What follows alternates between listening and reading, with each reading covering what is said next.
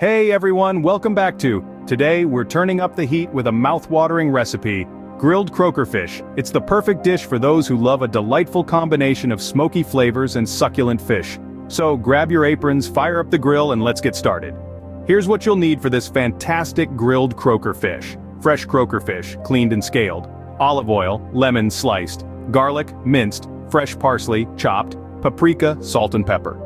Feel free to adjust the quantities based on your taste preferences. First things first, make sure your grill is preheated to medium-high heat. This ensures a perfect sear on our croaker fish. Next, let's prepare the fish. Score both sides with shallow cuts. This helps the marinade penetrate and adds a beautiful presentation. Now, in a bowl, combine olive oil, minced garlic, chopped fresh parsley, a dash of paprika, salt and pepper. Mix it all together to create a flavorful marinade. Generously brush the marinade onto both sides of the croaker fish, making sure to get it into those cuts we made earlier. This is where the magic happens. Place the fish on the preheated grill, allowing it to cook for about 5-7 minutes per side. The goal is that beautiful char on the outside while keeping the inside moist and tender. Ah, can you smell that incredible aroma?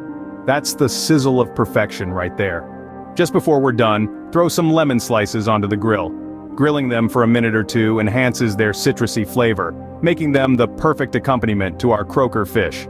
And there you have it, our grilled croaker fish is ready to be served. Look at that golden crust, the flaky texture, it's a masterpiece on a plate. I hope you enjoyed this grilling adventure with me today.